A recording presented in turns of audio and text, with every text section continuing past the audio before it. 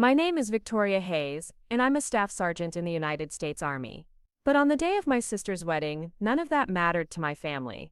To them, I was just the rough around the edges disappointment who couldn't even dress properly for high society. I was the black sheep who chose combat boots over designer heels, who picked the battlefield over boardrooms.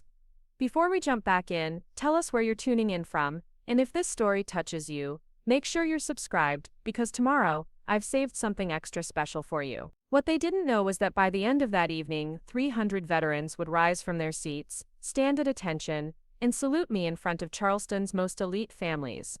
They had no idea what was coming. I can still feel the weight of that moment when my sister Natalie looked me up and down in my dress uniform and said those words that cut deeper than any enemy fire I'd ever faced. "Victoria, you're embarrassing us.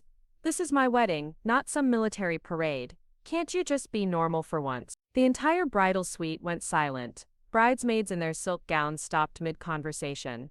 My mother's face flushed with that familiar look of disappointment I'd seen since childhood. My father cleared his throat the way he always did when he wanted to distance himself from whatever shame I was apparently bringing to the Hayes family name. But here's what none of them understood that day. Here's what they couldn't see beyond their judgment and their need for me to fit into their perfectly manicured world. I wasn't just wearing a uniform. I was wearing my truth. Every ribbon on my chest told a story of sacrifice they'd never comprehend. Every medal represented moments when I chose duty over comfort, service over safety. And while they saw embarrassment, 300 of America's finest saw honor. They saw a warrior. They saw someone worth standing for. The Hayes family estate in Magnolia Hills had always felt more like a museum than a home to me. Everything was pristine, perfectly arranged, designed to impress rather than to comfort. Growing up in that sprawling colonial mansion with its white columns and manicured gardens, I learned early that appearances mattered more than authenticity. My mother Patricia spent her days coordinating charity galas and garden parties, always ensuring our family maintained its position among Charleston's social elite. My father Robert built Hayes Real Estate Development from the ground up, transforming empty lots into luxury developments that housed the city's wealthiest families. Then there was Natalie, my younger sister by 3 years, who embodied everything our parents valued. She was graceful where I was strong, diplomatic where I was direct, refined where I was real. From the time she could walk, Natalie glided through life like she was born for spotlights. She excelled at piano recitals, won beauty pageants, and dated boys from the right family. Her laugh was musical, her smile perfectly practiced, and her future seemingly mapped out in gold leaf and roses. I, on the other hand, was the anomaly they couldn't quite figure out how to display properly. While Natalie took cotillion classes, I spent my afternoons climbing the ancient oak trees behind our house, coming home with dirt under my fingernails and tears in my Sunday dresses. When she practiced ballet, I was outside throwing a football with the neighborhood boys, much to my mother's horror. During family dinners at the country club, Natalie would charm the other families with her poise and perfect manners, while I sat quietly, counting the minutes until I could escape back to the solitude of my room. The disconnect became more obvious as we grew old. Natalie's bedroom was a shrine to feminine perfection, with flowing curtains, antique furniture, and walls covered with ribbons from various competitions and social events. My room was sparse, functional, filled with books about history and warfare rather than fashion magazines and romance novels. While she dreamed of designer wedding dresses and society marriages, I found myself drawn to documentaries about military heroes and stories of courage under fire. The breaking point came during my senior year of high school. College applications were due, and my parents had already assumed I would follow the traditional path. They expected me to attend the University of South Carolina, major in something appropriately feminine like art history or education, join a sorority, and eventually marry well within their social circle. The conversation happened over dinner on a Tuesday evening, the dining room filled with the soft glow of crystal chandeliers and the quiet clink of expensive silverware against bone china. My father set down his wine glass and smiled at me with that patronizing expression I'd grown to dread. "Victoria, your mother and I have been discussing your future. We think it's time you start taking your social obligations more seriously. You'll need to make the right connections in college, join the right organization. The Hayes name carries weight in this city, and it's important that you represent it properly." My mother nodded enthusiastically, her perfectly styled blonde hair not moving despite her animated gestures. "Darling, I've already spoken with several of my sorority sisters. They can help ensure you get into the right house, meet the right people. It's all about positioning yourself correctly for the future." "Natalie, Then a sophomore looked at me with that mixture of pity and superiority she'd perfected over the years. Victoria, you just need to try a little harder. It's not that difficult to fit in if you actually make an effort. That's when I told them. That's when I shattered their carefully constructed expectations with 6 simple words. I'm going to join the army. The silence that followed was deafening. My father's fork froze halfway to his mouth. My mother's hand flew to her chest as if I'd just announced a terminal illness. Natalie actually gasped, her blue eyes wide with disbelief. Absolutely not, my father said finally, his voice carrying that tone of authority he used in business negotiations. Victoria, that's not even remotely acceptable. We don't have military families in our social circle. It's beneath our station. My mother's voice was barely a whisper. Sweetheart, think about what you're saying. The military is for people who don't have other options. You have opportunities, you have a name, a family legacy to uphold, but I had already made my decision. I had spent months researching, talking to recruiters, understanding what military service really meant. It wasn't about running away from my family's expectations. It was about running towards something that felt real, something that mattered beyond social status and wealth accumulation. I've already spoken with a recruiter, I said quietly, my voice steady despite the trembling in my hands. I want to serve my country. I want to do something that actually makes a difference. The argument that followed was unlike anything our family had ever experienced. Voices were raised, accusations were thrown, and tears were shed. My parents threatened to cut off my college fund, to remove me from their will, to disown me entirely if I went through with what they called this ridiculous military fantasy. Natalie sat through it all with a mixture of shock and what I could only describe as relief. Later, I would understand that my decision to leave made her the undisputed focus of our parents' attention and affection. She would never have to compete with me again for their approval. The months that followed were among the loneliest of my life. My parents barely spoke to me except to express their disappointment, or to try new tactics to change my mind. They brought home college brochures, arranged meetings with family friends who could talk sense into me, and even threatened to have me psychologically evaluated to prove I was making an irrational decision. But I held on my 18th birthday, instead of the elaborate party my parents had planned, I walked into the Army recruiting station in downtown Charleston and signed my enlistment papers. The recruiter, a kind woman named Sergeant Martinez, looked at me with something I hadn't seen in my own home for months: respect. Are you sure about this, Victoria? She asked as I signed the final document. Military life isn't easy. It's going to challenge you in ways you can't imagine. I looked up at her, pen still in my hand, and nodded. I'm sure. I want to be part of something bigger than myself. The day I left for basic training, my parents didn't come to say goodbye. Natalie hugged me briefly, her embrace feeling more like obligation than affection. As I sat on the bus pulling away from Charleston, watching the familiar landmarks disappear behind me, I felt something I hadn't expected: freedom.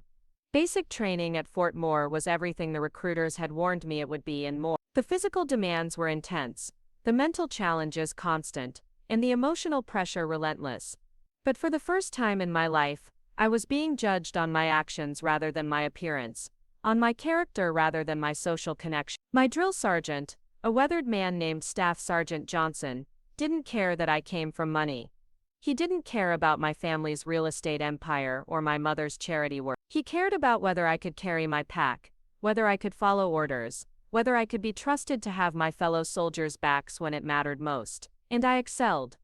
The physical training that would have broken many of my sorority-bound classmates felt natural to me. The discipline and structure provided a framework I'd been craving my entire life. The camaraderie among the recruits, forged through shared struggle and mutual dependence, was unlike any friendship I'd ever experienced. During those grueling weeks, I discovered strengths I didn't know I possessed. I could shoot better than most of the men in my unit.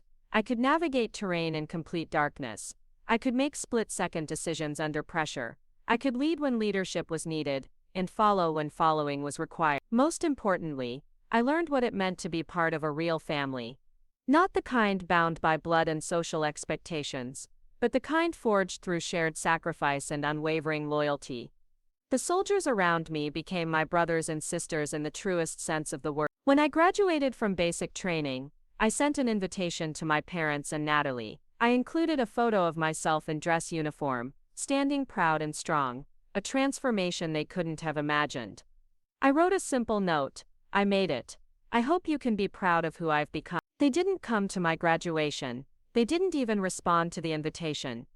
The years that followed were filled with deployments, advanced training, and steady promotion. I served 2 tours in Afghanistan and 1 in Iraq, leading convoys through hostile territory, coordinating supply missions that kept forward operating bases functional, and earning the respect of every soldier I served alongside. Each promotion, each commendation, each medal earned through courage and dedication, I shared with my family through letters and photos. I sent updates from every base, every foreign country, every milestone in my military career. I wanted them to understand that I hadn't made a mistake. I had found my calling, but the responses were few and far between. Occasionally, my mother would send a brief note, acknowledging my correspondence, usually ending with some variation of "when you're ready to come home and live a normal life, we'll be." My father's communications were even more sparse, usually limited to formal birthday cards with impersonal messages. Natalie, meanwhile, was living the life they had always envisioned for me. She graduated from the University of South Carolina. Preparing and narrating this story took us a lot of time, so if you are enjoying it, subscribe to our channel. It means a lot to us. Now back to the story.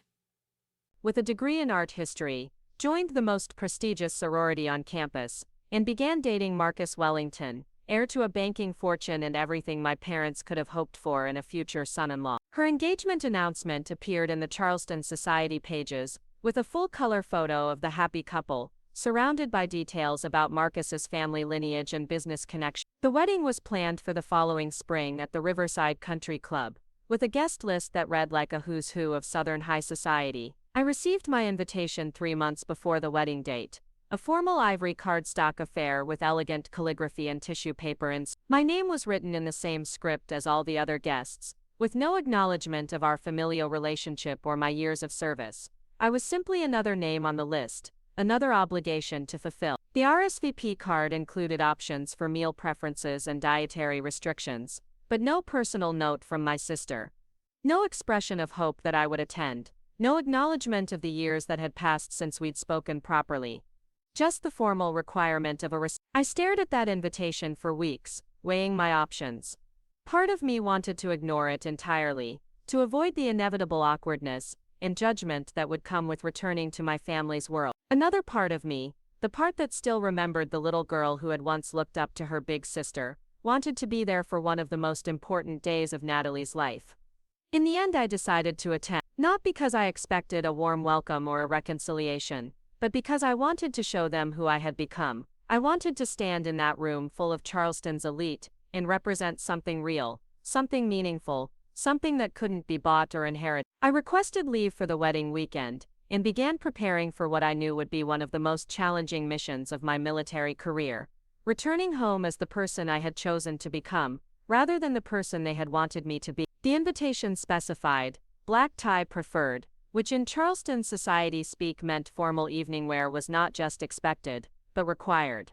For most of the guests, this meant elegant gowns and tuxedos, designer shoes and expensive jewelry. For me, it meant a decision that would define everything that followed.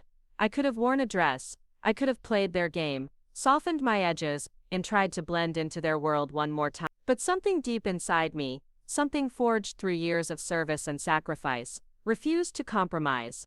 I would attend my sister's wedding in my dress blue uniform, with every ribbon and medal I had earned displayed proudly on my chest. It wasn't a decision made out of spite or rebellion. It was a decision made out of truth.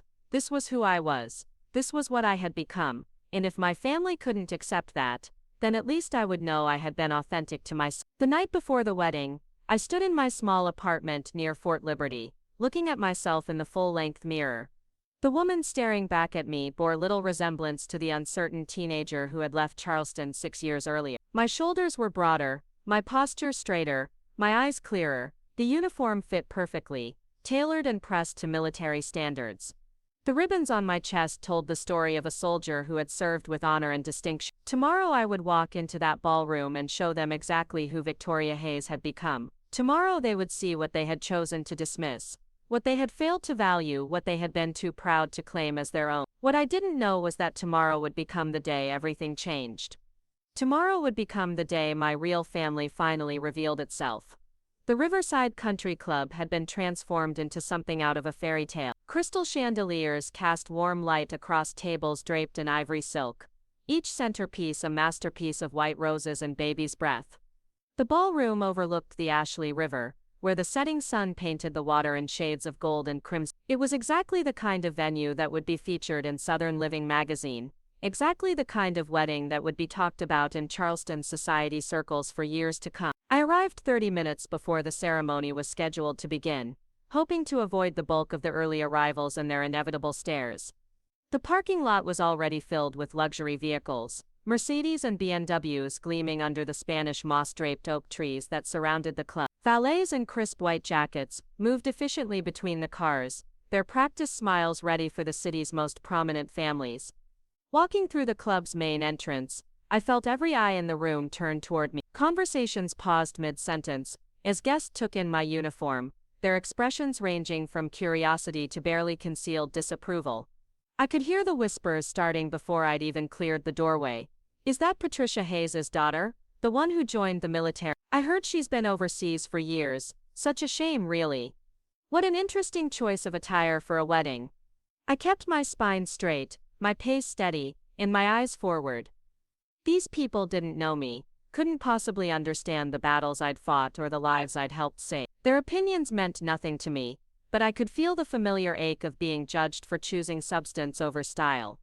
My mother spotted me from across the room and immediately excused herself from her conversation with the governor's wife. She glided toward me with that practiced social smile that never quite reached her eyes, her champagne-colored gown rustling softly with each step. "Victoria, darling," she said, her voice carrying just loud enough for nearby guests to hear. "How lovely that you could make it." Her eyes, however, told a different story. They swept over my uniform with the same expression she might have worn if I'd arrived covered in mud. "Hello, Mother," I replied, keeping my voice neutral. "You look beautiful. The venue is stunning." "Thank you, sweetheart. Though I must say I'm a bit surprised by your choice of attire. This is such a formal affair, and well," she trailed off, letting the implication hang in the air between us. Before I could respond, my father appeared at her elbow. Robert Hayes had aged in the years since I'd last seen him, his dark hair now silver at the temples, his face carrying new lines around his eyes. But his posture remained as commanding as ever, the bearing of a man accustomed to respect and deference. "Victoria," he said with a curt nod, "I trust your travels went smoothly." Travels? As if my military service was nothing more than an extended vacation, a brief detour from the life they still expected me to eventually embrace. "Yes, sir, no issues getting here from North Carolina." An uncomfortable silence settled over our small family circle. Around us, other families embraced warmly, shared updates about children and careers, laughed at inside jokes developed over years of maintained relationship. We stood like polite strangers, connected by blood but separated by choices that had never been forgiven or understood. "We should find our seats," my mother said finally. "The ceremony will begin shortly, and you know how Natalie gets when things don't start on time." The processional was everything I had expected it would be. Natalie looked radiant in her custom-designed gown, a creation of silk and lace that had probably cost more than most people's annual salaries. Her smile was perfect, her steps measured and graceful as she walked down the aisle toward Marcus Wellington, who waited at the altar with the kind of confident smile that came from a lifetime of privilege and certainty. I watched from my assigned seat in the third row, positioned strategically behind family friends, but not quite among the immediate family in the front row. It was a subtle message about my place in the Hayes family hierarchy, one that wasn't lost on me or the other guests, who understood the unspoken language of seating arrangements at high society events. The ceremony itself was beautiful and traditional, filled with classical music, biblical readings, and vows that spoke of eternal love and partnership. Marcus's voice was strong and sure as he promised to cherish and protect his new wife. Natalie's responses were delivered with the same poise she'd displayed at cotillion balls and charity galas throughout her life. As they exchanged rings, I found myself thinking about the marriages I'd witnessed in the military. Simple ceremonies performed by chaplains in overseas chapels, unions blessed with nothing more than love and commitment, couples who faced uncertain futures, but chose to face them together. There was something pure about those moments that seemed absent from this elaborate production. The reception began immediately following the ceremony, with cocktails served on the club's terrace, overlooking the river.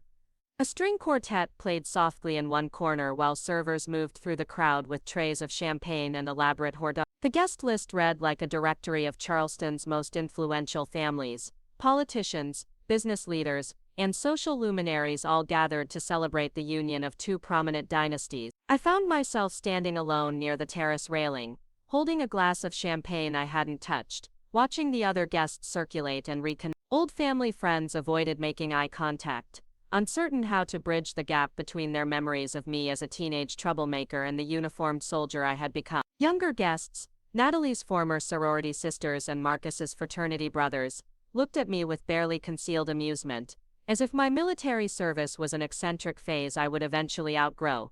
It was during the cocktail hour that I encountered my first direct confrontation. Margaret Thornton, one of my mother's oldest friends and a woman who had known me since childhood, approached with the kind of determined smile that usually preceded unwelcome advice. "Victoria Hayes," she said, her voice carrying that syrupy sweetness that Southern women perfected for delivering verbal daggers.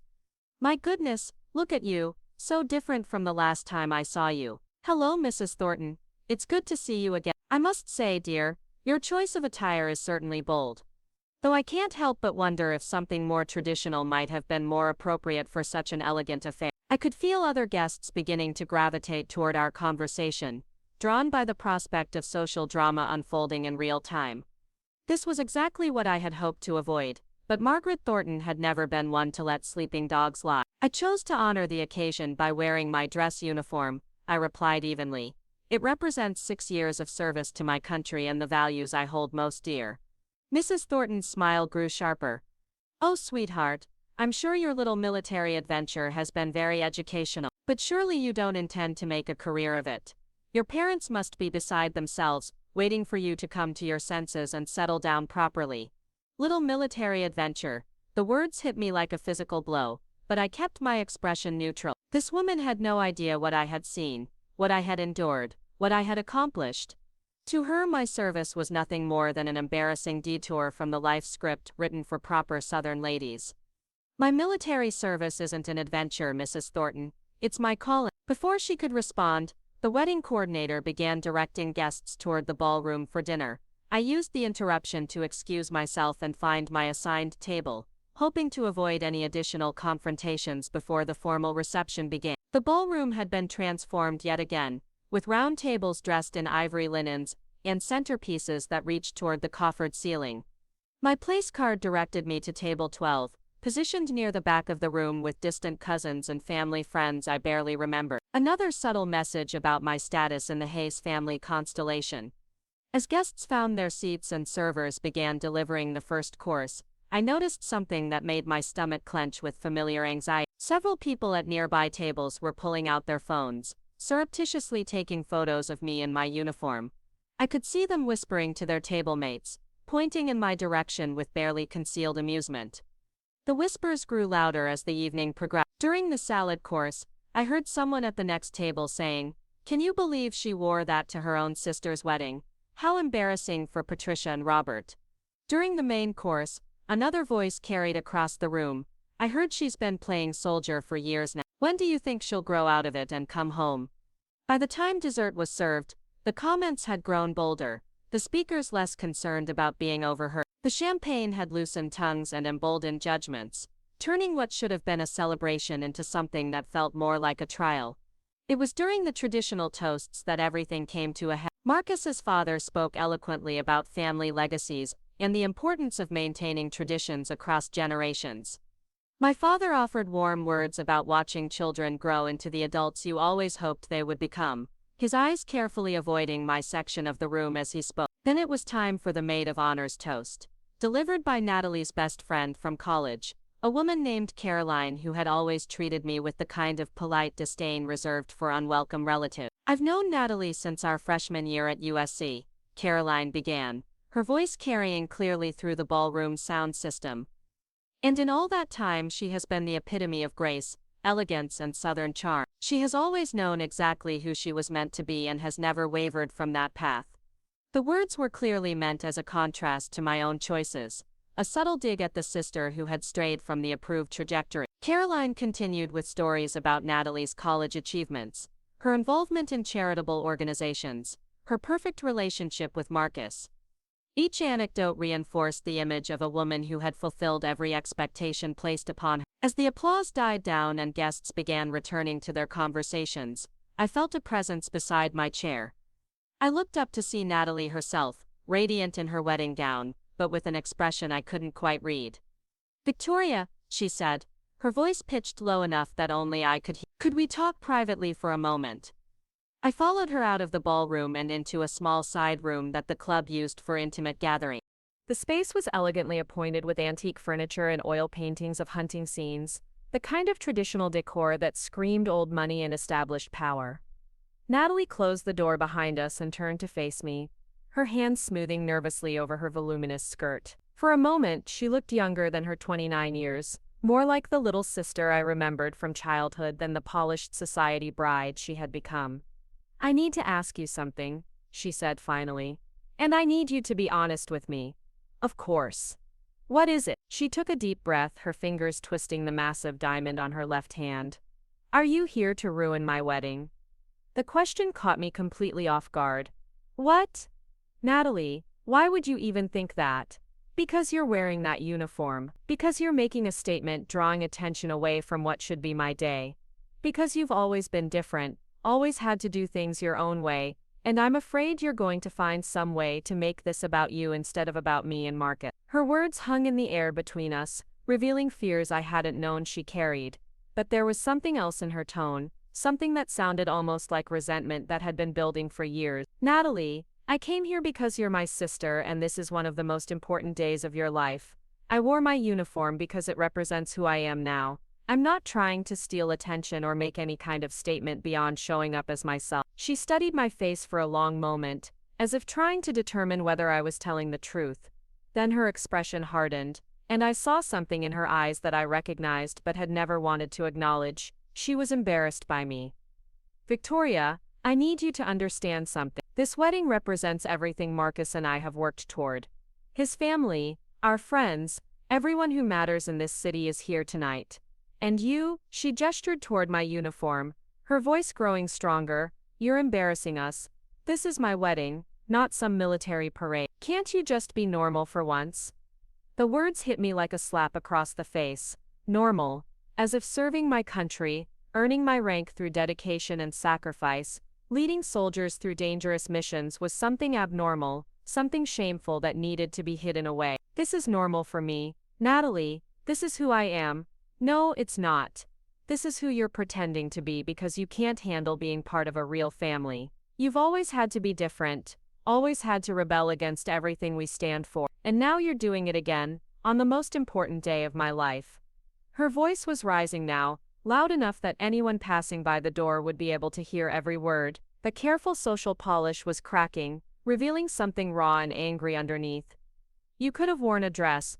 You could have tried to fit in for once. But instead you show up looking like you're about to ship out to some foreign country, reminding everyone that you chose strangers over your own family." I felt tears threatening behind my eyes, but I refused to let them fall. Not here, not in front of her, not when she was making it clear that my presence was more burden than blessing. I chose to serve my country, Natalie. I chose to do something meaningful with my life.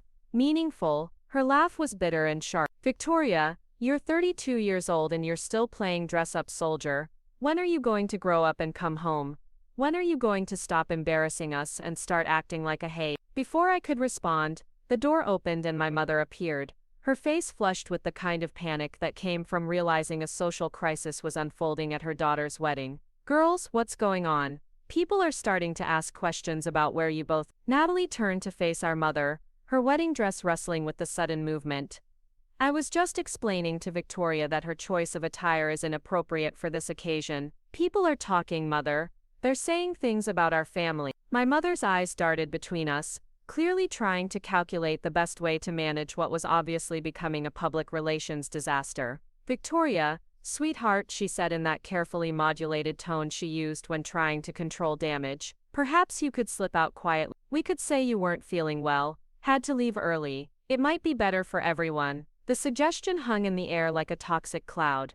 They wanted me gone. On my sister's wedding day, in front of Charleston's most prominent families, They wanted me to disappear because my presence was inconvenient, embarrassing, a reminder of choices they couldn't understand or forgive. I looked at both of them standing there in their elegant gowns, united in their desire to erase me from this perfect picture they had created. These were the people who shared my blood, who had raised me, who should have been proud of what I had accomplished. Instead, they saw me as a problem to be managed, a mistake to be corrected. I understand, I said quietly, my voice steady despite the storm raging inside me. I'll leave. The relief on their faces was immediate and unmistakable. Natalie's shoulders relaxed, and my mother's smile returned to its practiced perfection. Thank you, darling, my mother said. I think it's really for the best. We'll talk soon, once things settle down. I nodded and turned toward the door, my hand already reaching for the handle when Natalie's voice stopped me. Victoria, wait. I turned back, hoping for a moment that she might have reconsidered, that some trace of sisterly affection might have broken through her social concern. Instead, she looked me directly in the eyes, and delivered the words that would haunt me for the rest of my life. I hope you understand that this isn't personal, it's just that we have a reputation to maintain, and your choices make that very difficult for all of us. I left the room without another word, walking back through the ballroom where 300 guests were celebrating the union of two prominent families. Every conversation seemed to pause as I passed.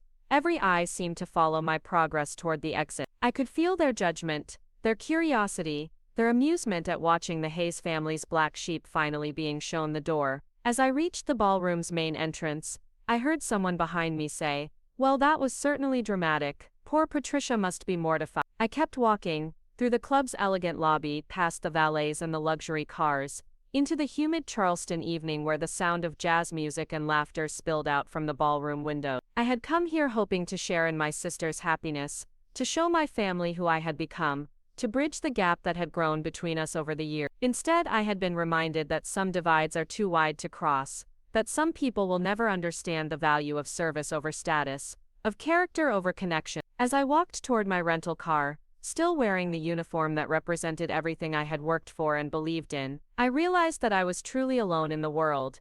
What I didn't know was that 300 miles away, a phone call was being made that would change everything. What I couldn't have imagined was that by the next morning, my family's perfect wedding would become something else entirely. What I had no way of predicting was that sometimes the family you choose is stronger than the family you're born into. The drive back to my hotel room passed in a blur of Charleston's historic streets and Spanish moss-draped trees. I sat in the parking lot for nearly an hour, still wearing my dress uniform, trying to process what had just happened. The hurt ran deeper than I had expected, cutting through defenses I thought I had built strong enough to withstand any attack. My phone buzzed with a text message from Captain David Rodriguez, my former commanding officer and one of the few people who knew about my family's situation. "How did the wedding go? Hope your family finally got to see the soldier we all know and respect." I stared at the message for a long time before typing back. "They asked me to leave, said I was embarrassing them." His response came immediately.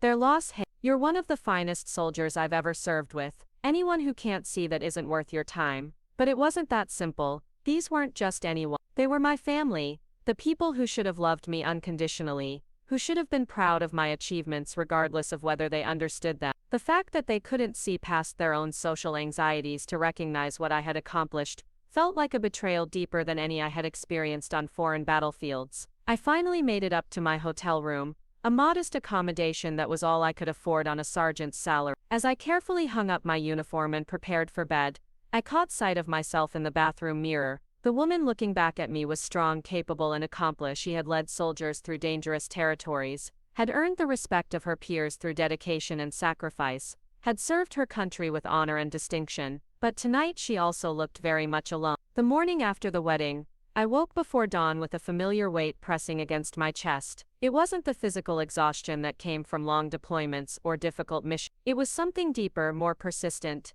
the kind of fatigue that settles into your bones when you realize you've been fighting the wrong battle for years. I sat on the edge of the hotel bed, watching the sun rise over Charleston Harbor through my window. The city looked peaceful in the early morning light, its historic steeples and antebellum mansions, bathed in golden hues that photographers traveled thousands of miles to capture. But all I could think about was how beautiful facades often concealed ugly truths underneath. My phone had been buzzing intermittently since 6 o'clock with messages from fellow soldiers checking in, asking how the family reunion had gone. Word traveled fast in military circles, especially when someone's personal struggles became known. Captain Rodriguez had apparently shared news of my situation with several of our mutual contacts, not out of gossip but out of genuine concern for my well-being. The messages were uniformly supportive, filled with the kind of loyalty and understanding I had never received from my biological family. Sergeant Lisa Thompson, who had served alongside me in Afghanistan, wrote, "Family isn't about blood, Hayes.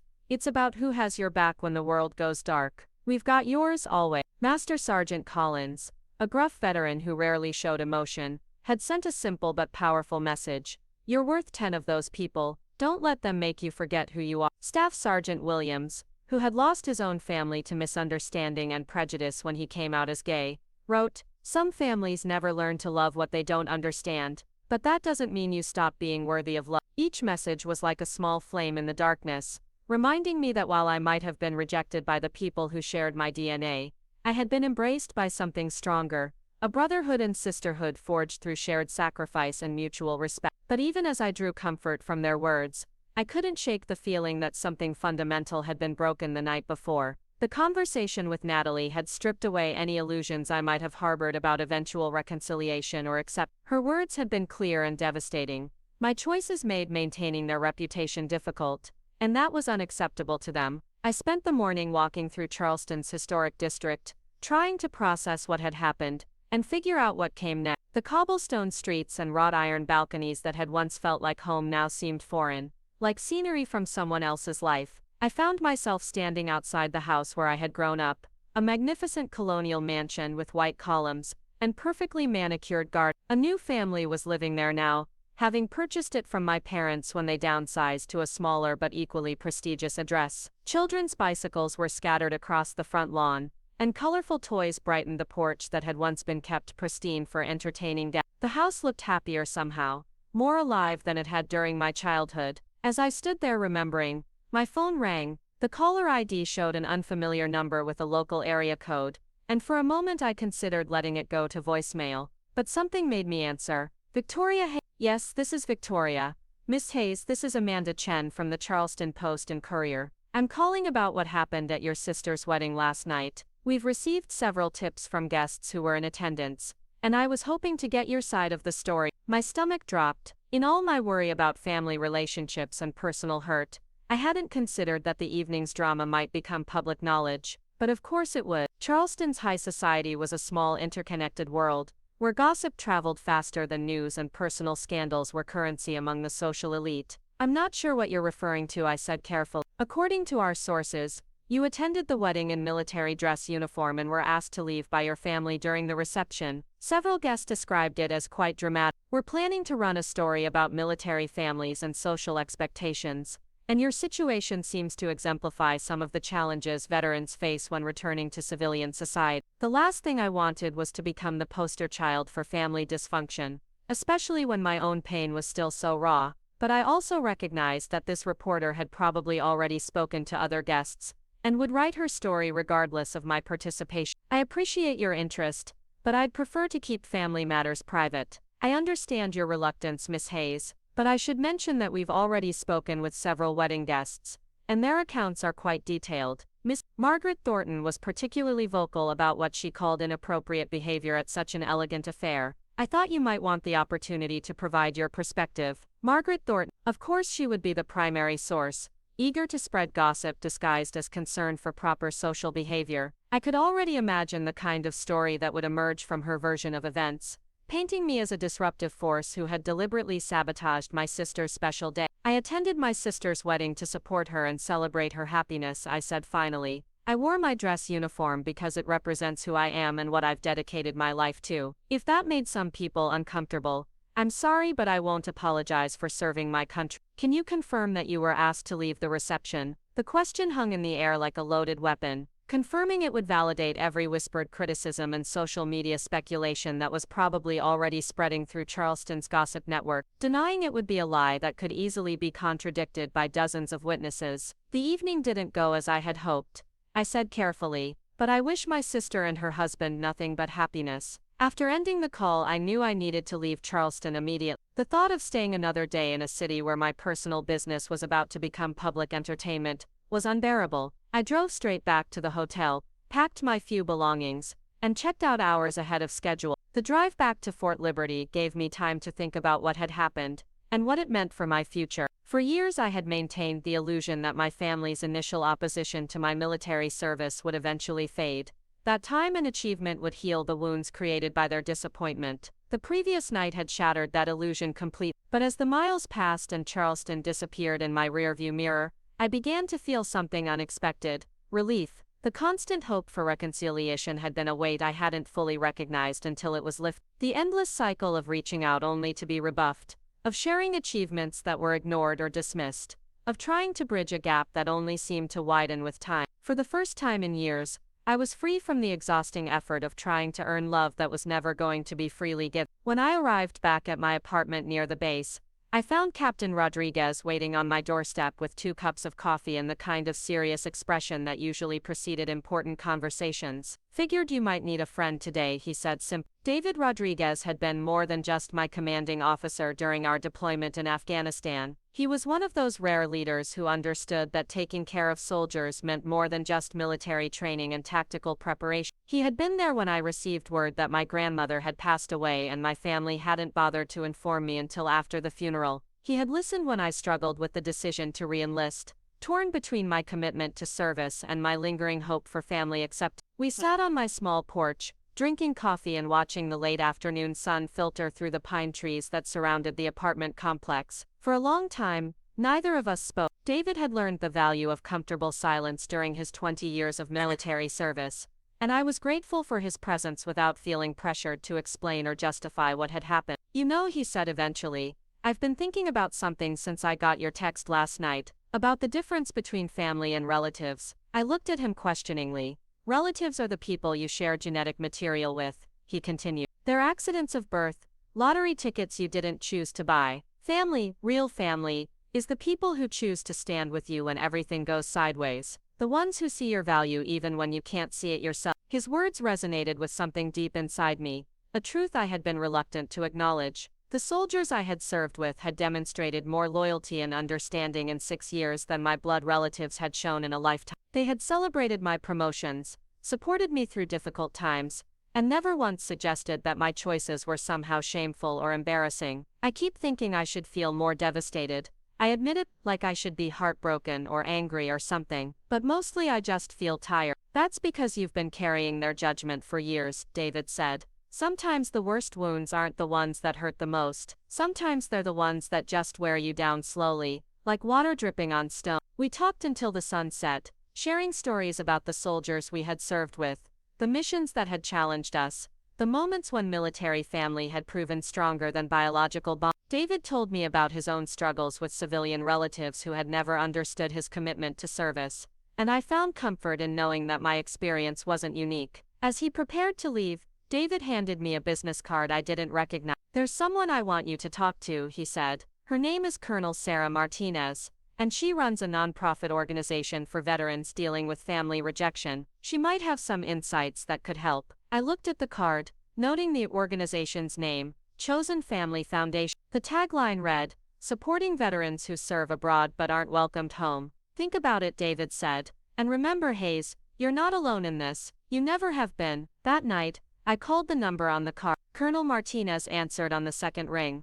her voice warm but professional. When I explained my situation, she listened without interruption, occasionally making small sounds of understanding that told me she had heard similar stories before. "Victoria," she said when I finished, "what happened to you isn't uncommon. We work with hundreds of veterans who face rejection or misunderstanding from their families. The military changes us in ways that civilian relatives often struggle to comprehend or accept. How do you deal with it?" I asked. "How do you stop hoping they'll eventually understand?" "The first step is recognizing that their inability to value your service says nothing about your worth as a person or the importance of what you've done. The second step is building strong connections with people who do understand and appreciate your sacrifice." She explained that the foundation organized support groups, mentorship programs, and social events designed to help veterans create chosen families when biological families failed them. They also worked to educate civilian communities about the challenges veterans faced when transitioning between military and civilian worlds. "Would you be interested in attending one of our gatherings?" she asked. "We have a group that meets every Thursday evening here in Fayetteville. It's nothing formal, just veterans sharing experiences and supporting each other." I found myself saying yes before I had fully processed the invitation. Something about Colonel Martinez's voice, the genuine care and understanding in her tone, made me want to trust her offer of community. The Thursday meeting was held in a simple community center conference room, with folding chairs arranged in a rough circle and a coffee station set up in one corner. About 20 veterans attended, ranging in age from their early 20s to their 70s, representing every branch of the military and a wide variety of backgrounds and experiences. But despite their differences, they all shared something fundamental. They had all experienced rejection or misunderstanding from civilian family members who couldn't or wouldn't appreciate their military service. The stories I heard that evening were both heartbreaking and empowering. A Marine who had been disowned by his parents for choosing military service over the family business. A Navy veteran whose siblings excluded her from family gatherings because they disagreed with American foreign policy. An Army sergeant whose wife had left him because she couldn't handle the stress of military life. Each story was different in its specifics, but the underlying themes were consistent. Families who prioritized their own comfort over their veterans' service. Relatives who saw military commitment as somehow lesser than civilian pursuits. Loved ones who withdrew support precisely when it was needed most. But the meeting wasn't just about sharing pain. It was also about celebrating the families these veterans had created for themselves. The bonds forged through shared service and mutual understanding. They talked about military friends who had become godparents to their children, fellow veterans who had helped them through divorce proceedings, brothers and sisters in arms, who showed up for important life events when biological family members were conspicuously absent. As I listened to their stories, I began to understand something that had eluded me for years. I had been so focused on earning acceptance from people who were fundamentally incapable of giving it that I had failed to fully appreciate the acceptance I already had from those who truly mattered. The meeting ended with each person sharing one thing they were grateful for that week. When my turn came, I said, "I'm grateful for the reminder that worth isn't determined by who rejects you but by who chooses to stand with you." After the meeting, several veterans approached me with contact information, invitations to social events, and offers of friendship that felt genuine and unconditional. For the first time since leaving Charleston, I felt like I might be moving towards something positive rather than just away from something painful. Colonel Martinez walked me to my car as the group dispersed. "How are you feeling?" she asked. "Like I've been looking for family in the wrong places," I said honestly. She smiled. "That's a good start. Building chosen family takes time, but it's one of the most important things we can do for ourselves. Your biological family's inability to value your service is their limitation, not you." As I drove home that night, I thought about the veterans I had met and the stories they had shared. Their courage in the face of family rejection was inspiring, but more than that, their ability to create meaningful connections, despite that rejection, was a roadmap for my own future. I was beginning to understand that the question wasn't how to make my biological family love and accept me. The question was how to build a life surrounded by people who already. The next morning, I called Captain Rodriguez and asked if he knew how to contact the 300 veterans who had served in our unit over the years. I was ready to stop mourning the family I had lost and start celebrating the family I had found. 3 weeks after the wedding, the Charleston Post and Courier article hit newsstands and social media with a force I hadn't anticipated. The headline read, "Military Daughter Escorted from Sister's Wedding Sparks Debate About Family Values and Veteran Support." Amanda Chen had written a balanced piece that included quotes from multiple wedding guests, but the damage was already done. The story went viral within hours. My phone buzzed constantly with notifications from social media platforms where the article was being shared, debated and dissected by strangers who felt entitled to judge both my family's actions and my own choice. The comments sections became battlegrounds between those who supported my family's right to maintain social standards at their event, and those who viewed the incident as a shameful example of how society treats its veterans. Someone had leaked additional details that weren't in the original article. Photos from the wedding reception circulated online, including several shots of me in my dress uniform standing alone near the terrace. The images told their own story. A solitary figure in military dress blues, surrounded by guests in elegant evening wear, clearly out of place in her own family's celebration. The worst part wasn't the strangers arguing about my life on the internet. It was watching my family's response to the sudden media attention. Instead of defending me or expressing regret about how the evening had unfolded, they went into full damage control mode. My mother issued a statement through their family attorney expressing disappointment that private family matters had been made public and emphasizing their support for military service in general while declining to comment on specific individuals. The statement was a masterpiece of political non-speak that managed to sound supportive of veterans while completely avoiding any acknowledgement of what had actually happened or any acceptance of responsibility for their actions. Reading it felt like being slapped again, a reminder that even in the face of public scrutiny, my family's primary concern was protecting their reputation rather than examining their behavior.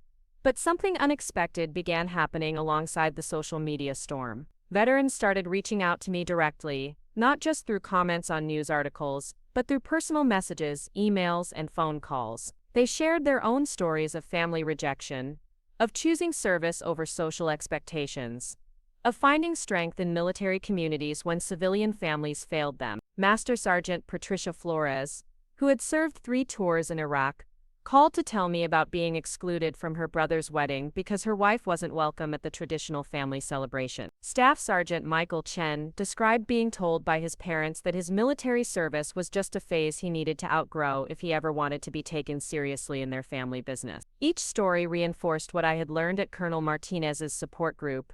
Family rejection of military service was far more common than most people realized, and the veterans who experienced it often suffered in silence, ashamed to admit that the people who should love them most had turned away from their service and sacrifice. The calls and messages came from across the country, from veterans of every branch and every era. Vietnam veterans who had returned home to protests and family disapproval, Gulf War veterans whose families had never understood the importance of their service, Iraq and Afghanistan veterans like myself, who had discovered that coming home didn't guarantee a welcome. Among the messages was one that would change everything. Colonel James Mitchell, whom I had never met but who had served as a commanding officer for many of the veterans reaching out to me, called on a Tuesday evening just as I was finishing dinner. Staff Sergeant Hayes, he said in the crisp, authoritative voice that marked him as career military, "I've been following your story, and I want you to know that what happened to you is unacceptable." I found myself sitting up straighter despite being alone in my apartment. Colonel Mitchell commanded respect even through a phone line. "Thank you, sir. I appreciate your support. This isn't just about support, Sergeant. This is about action. I've been in contact with veterans throughout the Southeast who are outraged by how you were treated. We've been discussing ways to demonstrate that the military family stands behind its own, especially when civilian families fail to do so." He explained that word of my situation had spread through veteran networks across multiple states. Former soldiers, sailors, airmen, and Marines were organizing, not just to express sympathy but to take concrete action that would send a clear message about the value of military service and the unacceptability of family rejection based on career choices. "What kind of action are you talking about, sir?" "The kind that makes a statement impossible to ignore. I understand your sister's wedding made the society pages, which means your family values public image and social standing. We're going to give them some public attention they weren't expecting." Colonel Mitchell's plan was audacious and perfectly targeted. He had identified the venues where my family regularly appeared for social events: charity galas, country club functions, business association meetings, and political fundraisers. Over the next several months, these events would experience an unusual phenomenon: peaceful, dignified but unmistakable demonstrations of support for military service and veteran rights. The demonstrations wouldn't target my family specifically or mention my name directly. Instead, they would focus on the broader issues highlighted by my situation: the importance of supporting veterans regardless of personal opinions about military service, the value of choosing substance over social status, and the responsibility of families to honor rather than shame their military members. "We're not talking about protests or confrontations," Colonel Mitchell emphasized.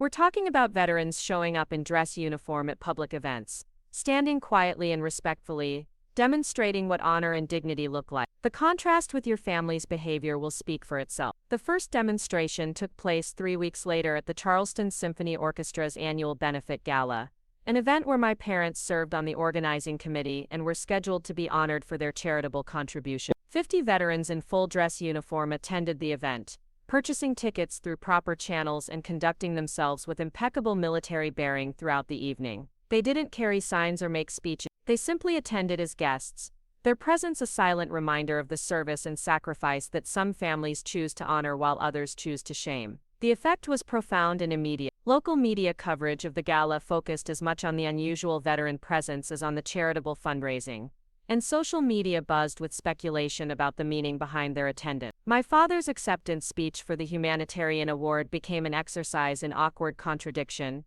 as he praised the importance of supporting those who serve while 50 veterans who knew exactly why they were there watched from tables throughout the ballroom. The irony was not lost on anyone in attendance. The demonstrations continued at other high-profile events throughout the spring. When my mother's garden club hosted its annual luncheon and flower show, 25 female veterans in dress uniform attended as guests, their quiet dignity contrasting sharply with the frivolous social competition happening around them. When my father's real estate company celebrated its 50th anniversary with a black-tie gala, 40 veterans from multiple service branches made up a significant portion of the guest list. Each event generated media attention and social media discussion about veterans' support, family loyalty, and the responsibilities that come with privilege and public position. The veterans never mentioned my name or my family's specific actions, but the message was clear to anyone paying attention. The military community does not abandon its own, even when their civilian families do. The psychological impact on my family was exactly what Colonel Mitchell had anticipated. They found themselves constantly wondering which events would attract veteran attention, always looking over their shoulders for reminders of their actions. Their social calendar became a series of potential embarrassments rather than comfortable celebrations of their status and influence. But the demonstrations were having an even more profound effect on me. For the first time in my adult life, I was experiencing what it felt like to have hundreds of people willing to stand up for me, to sacrifice their time and resources to defend my honor when my own family had been unwilling to do so. The veterans participating in these events weren't friends or close colleagues. Most of them had never met me. They were simply fellow service members who understood the bonds that connected all who had worn the uniform. Each demonstration strengthened my connection to this chosen family while further clarifying the hollowness of my biological family's values. These veterans were sacrificing evenings and weekends, spending money on formal event tickets, and enduring uncomfortable social situations, not because they expected anything in return, but because supporting each other was simply what military families did. The demonstrations reached their peak at the annual Military Appreciation Ball hosted by the Charleston Chamber of Commerce, an event my parents attended every year as prominent business leaders who liked to be seen supporting veteran causes. The irony of their attendance at a military appreciation event, given their treatment of their own military daughter, was not lost on anyone who knew our family's story. Colonel Mitchell had coordinated with veterans throughout the Southeast for this particular event. Over 200 service members from every branch and spanning 5 decades of service purchased tickets and attended in full dress uniform. They represented conflicts from Vietnam through Afghanistan, officers and enlisted personnel, active duty and retired, men and women who had chosen service over personal comfort and expected their families to respect that choice. The ballroom was a sea of military uniforms and gleaming medals, a powerful visual reminder of the sacrifices made by those who serve. My parents, dressed in their finest evening wear and expecting to enjoy another pleasant social evening, found themselves surrounded by the very community they had rejected when it came in the form of their own daughter. The event's keynote speaker, a retired 4-star general, delivered remarks about the importance of family support for military members and the devastating impact of family rejection on veteran mental health and well-being. As he spoke about the sacred bonds between service members and their obligation to support each other when civilian families failed to do so, the camera panned across the audience, lingering on the faces of veterans who understood exactly what those words meant. My parents sat through the entire evening surrounded by reminders of their own failures, unable to leave without creating even more attention and embarrassment. The evening concluded with a standing ovation for military families, a moment when 200 veterans rose to their feet in perfect unison while my parents remained seated, the contrast between genuine respect and hollow social performance impossible to ignore. The impact of that evening extended far beyond my family's discomfort. Local media coverage sparked a broader conversation about veteran support that reached state and national level. Military service organizations began discussing the prevalence of family rejection among their members, and social workers started developing programs specifically designed to address the unique challenges faced by veterans whose civilian families failed to understand or support their service. But the most important impact was on me personally. Watching hundreds of veterans stand together in defense of principles my family had rejected gave me a clarity I had never experienced before. These people understood what it meant to choose service over comfort, duty over convenience, honor over social status. They represented everything my biological family claimed to value but had failed to demonstrate when it mattered most. The morning after the military appreciation ball, I received a call that would set the stage for the final confrontation with my family. Natalie's voice was strained, lacking the confident superiority that had marked our last conversation. "Victoria, we need to talk. This has gone too far, and it needs to stop." "What needs to stop?" "Natalie, you know exactly what I'm talking about. These veterans showing up everywhere we go, making us look bad, embarrassing us at every public event. It has to end." The accusation was both predictable and revealing. Even when confronted with the consequences of their own actions, my family's primary concern remained their public image, rather than any genuine reflection on their behavior or recognition of the pain they had caused. "I'm not responsible for what other veterans choose to do with their time," I said honestly.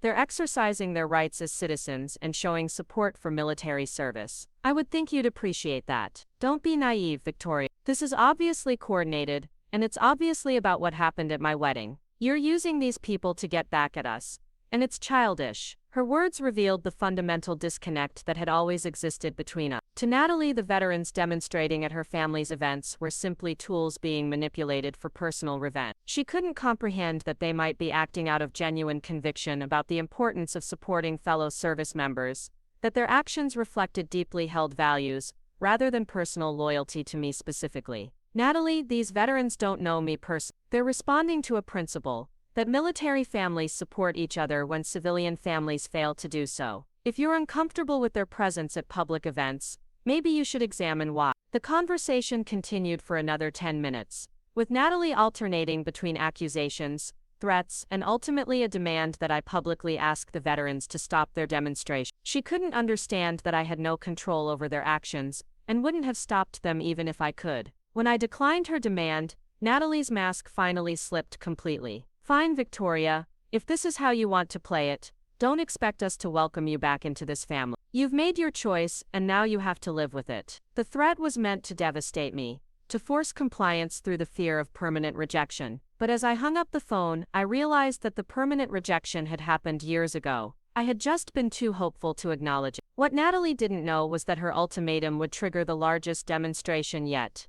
One that would transform not just my relationship with my biological family but my understanding of what family truly meant. Colonel Mitchell had been planning something special, and Natalie's phone call provided the perfect justification for moving forward with a plan that would demonstrate once and for all where true loyalty and honor could be found. The stage was set for a confrontation that would involve not just my immediate family but the entire Charleston social establishment. A demonstration of principle so large and so public that it would become impossible for anyone to ignore or dismiss. The military family I had found was about to show my biological family exactly what it meant to honor service and protect one of their own. The call came on a Friday morning while I was reviewing training schedules at my desk on base. Colonel Mitchell's voice carried an urgency I hadn't heard before, cutting through the routine sounds of military administration around me. "Hayes, we've got intelligence that your family is planning something significant. My contacts in Charleston society circles are reporting unusual activity. Your parents have been making private calls to major donors and social leaders, apparently trying to organize some kind of counter-response to our demonstrations." I set down my pen, giving him my full attention.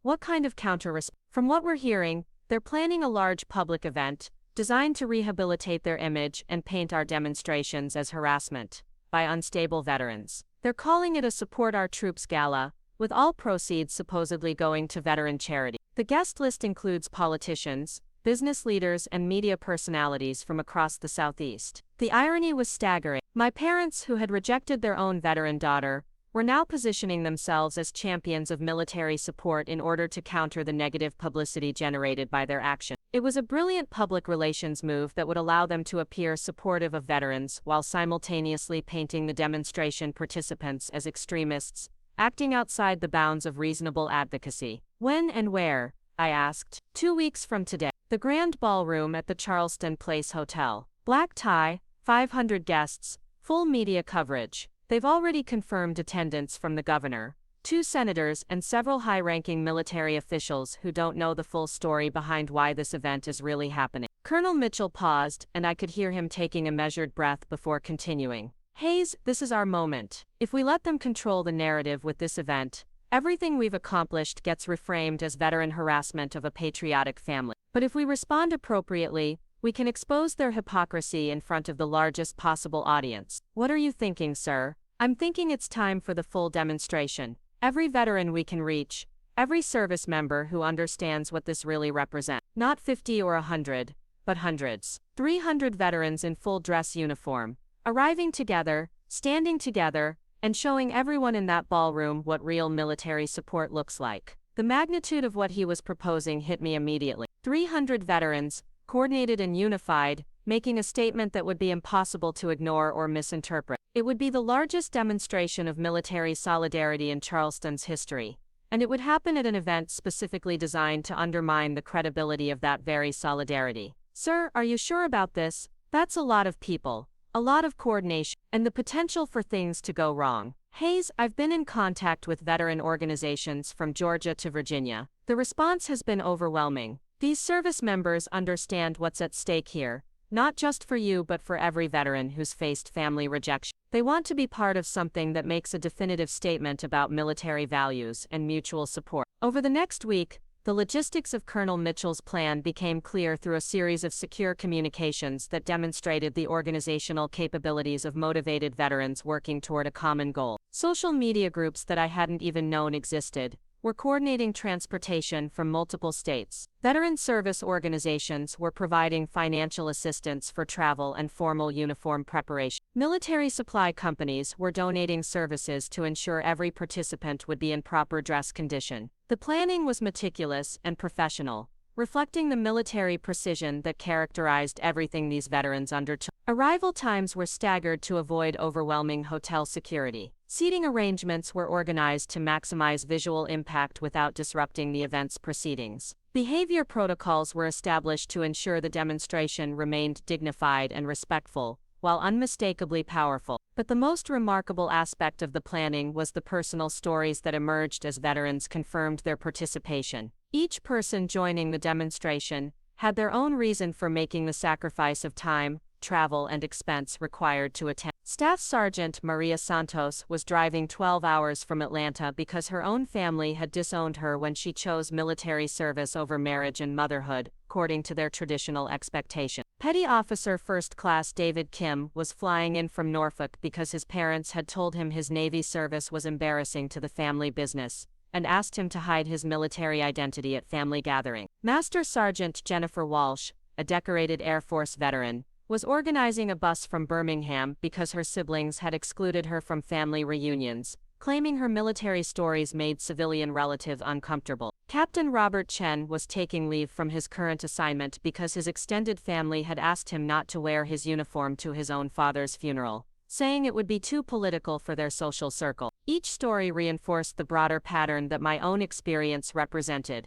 Families who failed to understand that military service was not a career choice to be ashamed of but a commitment to values and sacrifice that deserved respect and honor. The veterans planning to attend the demonstration weren't just supporting me individually. They were standing up for every service member whose family had chosen social comfort over genuine pride in their loved one's service. The personal commitment these veterans were making struck me deeply. Many were using vacation time from civilian jobs, spending significant personal funds on travel and accommodation, and enduring the complexity of coordinating formal military attire years or even decades after their active service had ended. They were making these sacrifices for someone most of them had never met, united only by shared understanding of what it meant to serve and be rejected by those who should have been most proud. As the date approached, I found myself experiencing emotions I hadn't expected. The gratitude was overwhelming, but it was accompanied by anxiety about the magnitude of what was planned. 300 veterans arriving at my family's public relations event would create a spectacle unlike anything Charleston had ever witnessed. The potential for media coverage,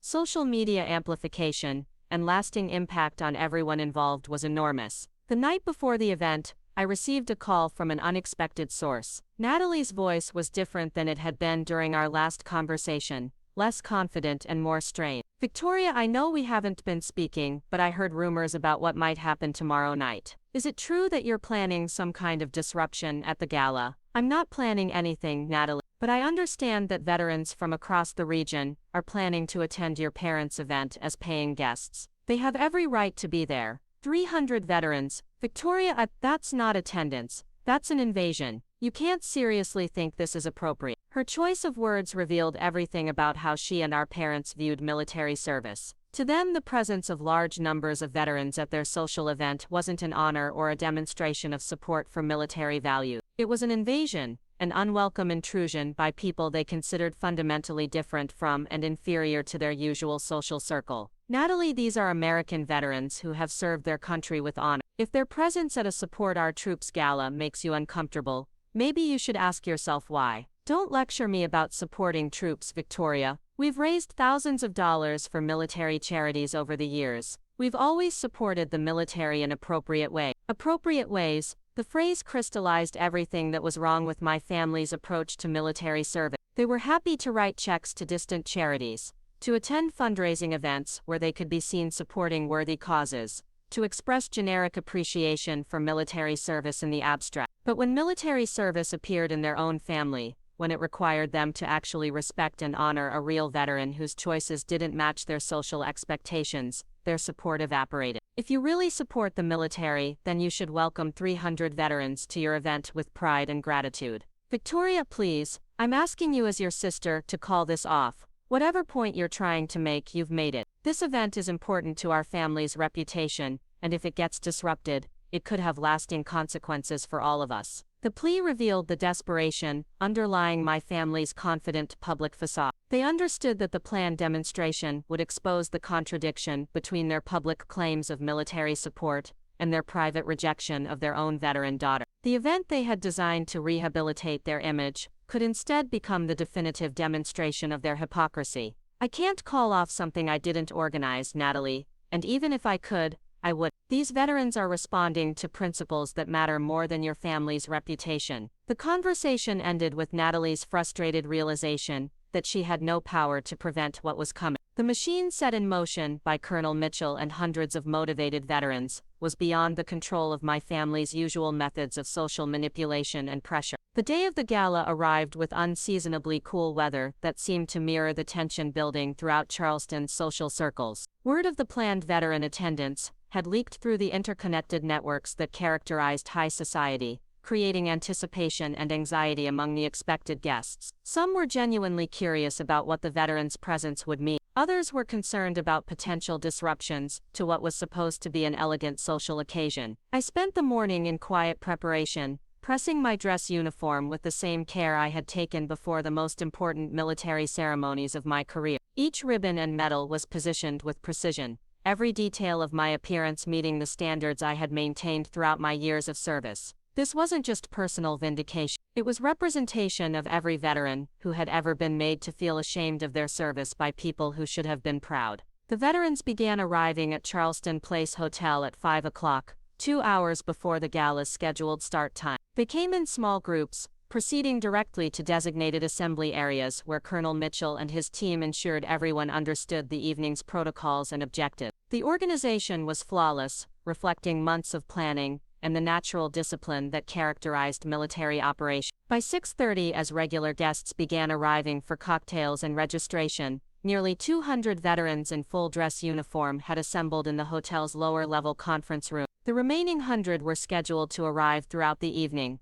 their timing coordinated to maximize impact while maintaining proper decorum. The first wave of veterans entered the ballroom at 7 o'clock, moving with the synchronized precision that marked them as current or former military personnel. The effect on the assembled guests was immediate and unmistakable. Conversations stopped mid-sentence, as elegantly dressed socialites turned to watch the procession of uniformed service members filing into their exclusive gathering. My parents, positioned near the ballroom's entrance to greet arriving guests, were among the first to realize what was happening. I watched from across the room as recognition dawned on their faces, followed immediately by the kind of panic that comes from realizing you've lost control of a situation you thought you could manage. The veterans took their assigned seats with military bearing, their presence transforming the character of the entire event. What had been designed as a comfortable gathering of Charleston's social elite had become something else entirely, a forum where genuine military service sat alongside performative military support, where real sacrifice, shared space with social networking, disguised as patriotism. The contrast was striking and unmistakable. The civilian guests, for all their elegant attire and social polish, looked somehow diminished next to the quiet dignity of men and women who had actually served. The veterans didn't need to say or do anything dramatic. Their mere presence was a powerful statement about the difference between authentic commitment and convenient posturing. As the evening progressed and more veterans continued to arrive, the atmosphere in the ballroom shifted dramatically. The usual cocktail party chatter about business deals and social connections gave way to hushed conversations about the unexpected guest list. Some civilian attendees approached veterans with genuine curiosity and respect, engaging in conversations about military service that revealed their authentic appreciation for sacrifice and commitment. But others, particularly those closest to my family's social circle, responded with barely concealed resentment at having their comfortable evening transformed into something that challenged their assumptions and forced them to confront uncomfortable truths about their own values and priorities.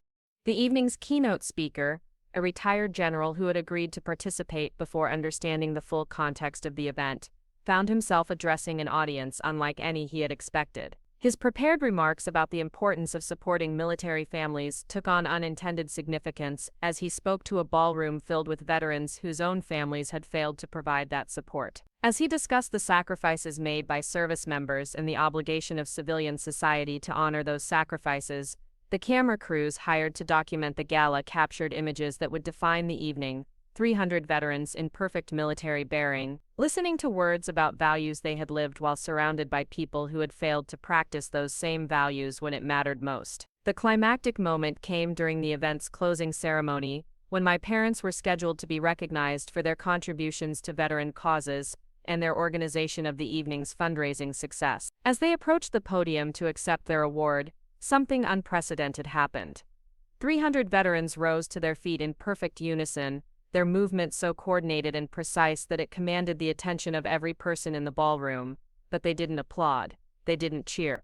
They simply stood at attention, their silence more powerful than any protest could have been. The message was unmistakable. These were people who understood the true meaning of military honor, and they were demonstrating through their disciplined presence that real support for veterans meant more than writing checks and organizing galas. It meant respecting and honoring military service, even when it appeared in forms that challenged social expectations and family preferences. My parents stood frozen at the podium, award in hand, surrounded by 300 veterans, whose silent judgment exposed the hollowness of their public claims about military support. The contrast between their words and their actions, between their public position and their private choices, was laid bare in front of an audience that included media representatives, political figures, and social leaders from across the Southeast. In that moment, I felt something I had never experienced before: complete vindication, not through argument or confrontation, but through the simple power of truth made visible. These 300 veterans, most of whom had never met me, had traveled hundreds of miles and sacrificed their time and resources to make a statement that transcended my individual situation. They were declaring that military service deserved respect regardless of family comfort level, that veterans supported each other when civilian families failed to do so, and that the bonds forged through shared sacrifice were stronger than the accidents of birth that connected people through genetics alone. As the evening concluded and guests began to leave, many of the veterans approached me with handshakes, embraces, and words of support that confirmed what I had learned over the previous months. Family isn't defined by shared DNA, but by shared values, mutual respect, and willingness to stand together when it matters most. The media coverage that followed was extensive and largely favorable, focusing on the remarkable demonstration of veteran solidarity and the questions it raised about how civilian society truly supports military service. Social media exploded with photos and videos from the evening, showing 300 veterans standing together in silent testimony to values that transcended social convenience and family politics. But the most important outcome wasn't public vindication or media attention. It was the clear understanding that I had found my real family, the people who valued what I had done and who I had become rather than judging me for failing to meet expectations I had never accepted. The morning after the gala, Colonel Mitchell called with news that 300 veterans had made their point more effectively than anyone had dared hope. But more importantly, he wanted to discuss the future. the ongoing community of veterans who had connected through this experience and wanted to maintain the bonds they had discovered. Hayes, what we've built here doesn't have to end with last night. These veterans have found something worth preserving, a network of mutual support that doesn't depend on geographic proximity or family approval. We're talking about creating something permanent, something that ensures no veteran ever has to face family rejection alone. The idea was both simple and revolutionary, a formal organization dedicated to supporting veterans who faced family rejection or misunderstanding, providing them with chosen family connections that offered the respect and honor their biological families had failed to provide. 6 months later, the Veterans Chosen Family Foundation held its first annual gathering in a hotel conference room in Charlotte, North Carolina. Over 400 veterans attended, representing every branch of service and every generation of military conflict. They came to celebrate the bonds that connected them across geographical and generational boundaries, to support each other through ongoing family challenges, and to demonstrate that military service created obligations and loyalties that lasted long after uniforms were retired. I stood before that gathering, in my dress uniform one final time,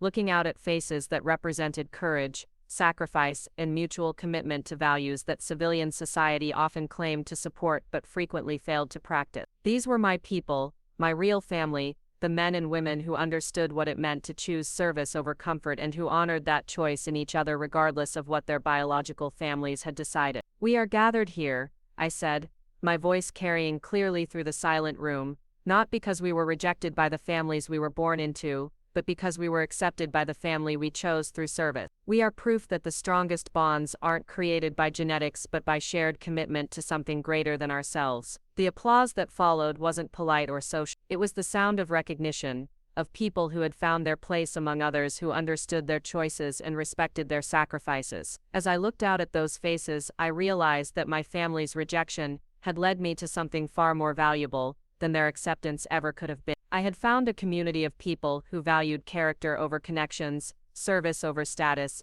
and authentic commitment over social performance. The little girl who had once sat invisible at family dinner tables, hoping for recognition that never came, had grown into a woman surrounded by people who saw her clearly and honored what she had become. The family name that had once felt like a burden to be carried had been replaced by something better, a chosen identity built on shared values and mutual respect. Sometimes the greatest gifts come disguised as the deepest losses. Sometimes finding your real family requires losing the one you were born into. And sometimes the people who reject you do you the greatest favor of your life by forcing you to discover where you truly belong. 300 veterans had stood for me when my own family wouldn't. But more importantly, they had shown me what it looked like when people stand for each other based on shared values rather than shared genetics. They had demonstrated that true family honors your choices even when those choices are difficult to understand, supports your service even when that service requires sacrifice, and celebrates your achievements even when those achievements don't match their expectations. I never spoke to my biological family again after that evening, at Charleston Place Hotel, but I spoke to my chosen family every day, in conversations that began with respect and grew into love, in connections that transcended distance and time, in relationships built on the solid foundation of mutual honor and shared commitment to something greater than individual comfort. The woman who had once been asked to leave her sister's wedding for embarrassing the family had found her way to a family that could never be embarrassed by her service, her choices, or her commitment to values that mattered more than social status. And that family numbered not just 300, but thousands of veterans across the country who understood that true belonging comes not from the accident of birth, but from the choice to stand together when standing together matters most. Up next, you've got 2 more standout stories right on your screen. If this one hit the mark, you won't want to pass these up. Just click and check them out.